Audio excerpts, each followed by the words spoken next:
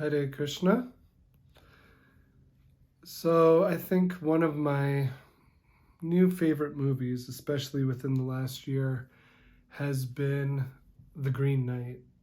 I've seen it a couple times and the acting is really amazing. These sets, which a lot of them are done with paintings instead of CGI, and the story is something really that we can reflect upon, especially in our spiritual life. And in the story, of course, this is a film adaptation, and so they changed the story of Sir Gawain and the Green Knight a little bit, added some details, took out some things. And so today we're going to focus on the film. We won't go too much into the actual old poem itself, although if you're looking for one of the best renditions of it in English, I would definitely check out J.R.R. Tolkien's The Green Knight, which he gives some commentary and explores the symbolism, which this movie and tale is full of symbolism. So in the beginning, we're seeing Sir Gawain. He is a knight of the Round Table. He's also the nephew of King Arthur. And Morgan Le Fay, or Morgana, but Morgan Le Fay, we'll use her name, Morgan Le Fay. She is the mother of Sir Gawain, even though in the original story, she's not the mother, but for whatever purpose, they use her as the mother. And Sir Gawain, he's seen as this type of person who's getting drunk a lot. He's spending some time in what seems to be a brothel. And even when he's asked the question, "Are you a knight yet?" he says, "No, I have time. I'm not a knight yet, but I have plenty of time." And so the story starts really on a Christmas morning, where King Arthur and the knights, they're at the Round Table, and Sir Gawain is offered to sit beside King Arthur and Queen Guinevere, and they have some small talk about getting to know each other and regrets, and then he says, "Please tell me a story about you so I can get to know you." And he says, "I haven't done much. I haven't really done anything." And during this time, Morgan Le Fay, she is conjuring up what seems to be some kind of spell. She's, seen blindfolded, writing this letter. And then when King Arthur, he's making this speech, in comes this Green Knight, mysterious figure. Merlin even seems to be baffled or can't understand what's going on, maybe. And this Green Knight comes in with this huge axe. And the letter that was written by Morgan Le Fay is there with the Green Knight. Queen Guinevere reads it, and basically a challenge is offered to the knights of the Round Table, including King Arthur, that whoever takes up this challenge, this Christmas game, you'll be able to give me a blow or cut me in a certain way or fight with me, give me a blow. But 1 year from now, whoever strikes me, you'll receive the same strike back. So nobody's really taking up arms yet, because this is a very mysterious figure. He doesn't look human, he looks supernatural. What's going on here? But Sir Gawain, he immediately says, "Let me do it. I need a sword." He's given Excalibur, which is very symbolic of how he's going to be the next king. And so he's a little unsure what to do. He even tells the Green Knight, what do you want me to do? And the Green Knight offers his head. And it's kind of interesting what happens, because is Sir Gawain thinking, if I cut off his head, is that it? He won't be able to give me a blow next year, but he cuts off the head of the Green Knight. And what happens? The Green Knight picks up his head and he says, in 1 year's time.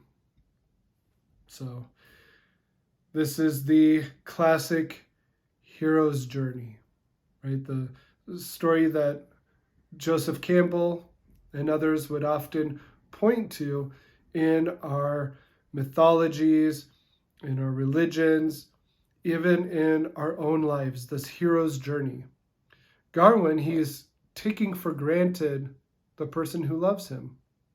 He's taking for granted his life, right? He's sitting at the round table with the other knights, and Queen Guinevere says, who do you see around you? And he said, legends. Don't take your place idly.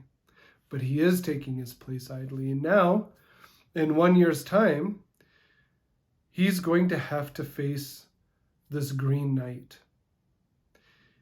And is he going to die?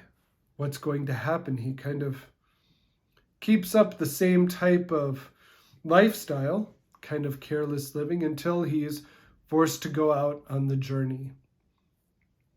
And it's interesting also how some say that Morgan Le Fay, this great sorceress, who, when symbolically, what does she represent?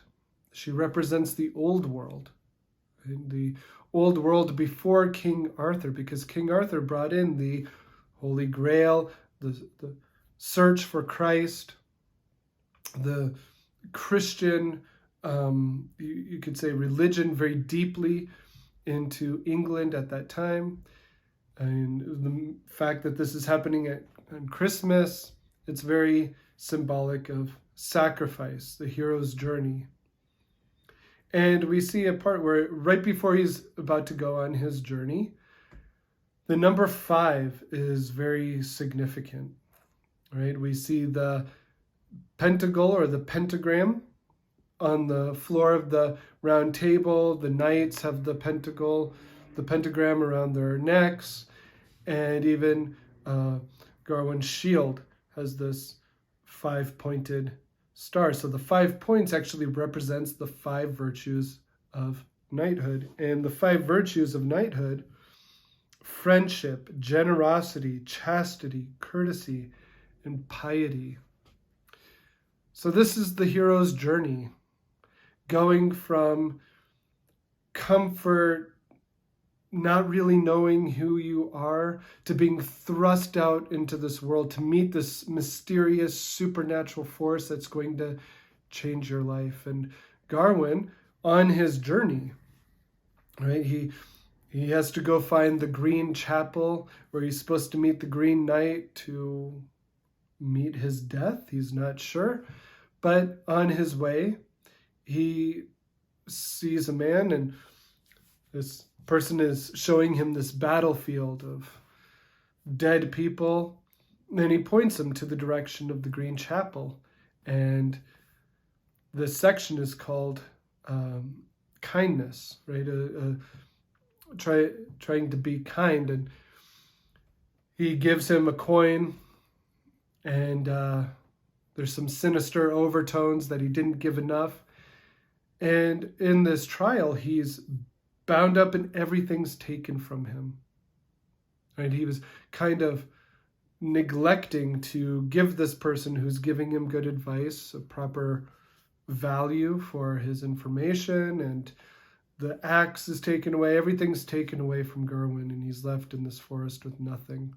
But then he is able to give kindness again, and even charity with Saint Winifred, who her head was thrown into a lake.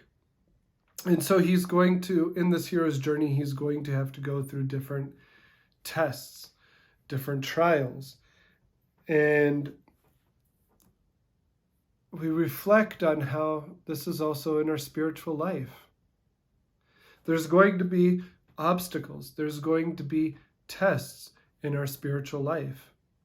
And this is the greatest hero's journey. Nowadays, most of us, men and women, we are not going on great adventures where we're going to have to slay the dragon, right? Which is very Arthurian legend. If you see the movie Excalibur, another great King Arthur movie, where Merlin talks about the dragon is actually everywhere. The dragon especially has to be slain, which is in our mind. And so we're not going on these great exterior adventures, but we're going on these great interior adventures. Even Bhagavad Gita, Krishna states to Arjuna that in the very beginning, curb this great symbol of sin, lust, by regulating the senses, and slay this destroyer of knowledge and self-realization. Arjuna, he's a great warrior. And now Krishna is telling him, well, you're a great warrior externally, now be a great warrior internally. And this is what Garwin has to go through. He has to go through a transformation where he's going to learn friendship, he's going to learn charity, he's going to learn kindness, he's going to learn piety. But through these trials and tribulations. And so how do we reflect on Garwin and going on this great hero's journey into our interior life? And he goes to the castle that's close by the Green Chapel, and there's a lord and a lady who offer him hospitality to stay there. And there's even trials in that where he has to resist lust. So he has to be a proper guest. He's not supposed to take advantage of them. He's supposed to keep his piety, even though he's in this mysterious land. He's out of his element. Is he going to stay true to himself and be a proper knight? This whole time he's rejecting being a knight.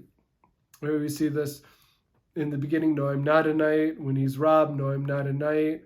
And then he's even accused of being not a knight by the lady because of his inability to control his senses.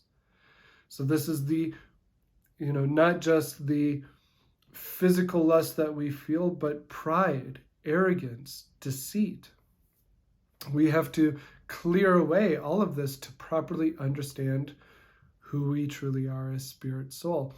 And so in the end, I won't give any too big spoilers away. Try to keep these so that you want to watch it yourself and have your own reflections. But there's a vision where he runs away from the main challenge of defeating the Green Knight, who represents so many symbolic things. What does the green represent, right? What does red, all these colors represent, but different modes of nature, different feelings, emotions, things that we ultimately have to overcome. And realize that, yes, we're going to have to face our own death. But at one point, he runs away and has a vision of his whole kingdom crumbling because of it based on a lie. And so in knighthood, right, becoming a knight, becoming a great warrior, we see this in Mahabharata with Yudhishthira Maharaj, the greatest of his powers is that he always tells the truth. So here we go back to the knighthood of, reputation. Your word is your bond, truthfulness. And so even in spiritual life, there's a term called Charlata, which the Bhakti Siddhanta Saraswati Thakur says is the first quality of really going forth on the spiritual path. Going forth on the greatest hero's journey means one's going to have simplicity, means one is going to be truthful with themselves and with others. If you're not truthful with yourself, then you're not going to be truthful with others. There's so much more that could be said about the Green Knight, right? Morgan Le Fay, in these Arthurian legends, later on she traps Merlin in this cave of crystals. And, there's this battle between seemingly old world versus new world. The fact that this is happening at Christmas Day, which back then Christmas Day would be the new year. New beginnings, getting away from the old. And then even the belt and the girdle, deep surrender to knowing that whatever I have in this world is temporary. What is really going to save me from death? I shouldn't cheat myself. I should be truthful. So it goes back to being truthful. And ultimately, it could also mean in the movie that Morgan Le Fay, she's the mother, how Garwin, the son, he has to even let go of his mother's affection to go forth in the world to be his own person, ultimately the king. So very deep reflections on Green Knight that can be had by those who are on this path, the hero's journey of spiritual life. And if you have any comments or points that you might want to bring up about the Green Knight, let me know in the comments section. And thank you so much. Hare Krishna.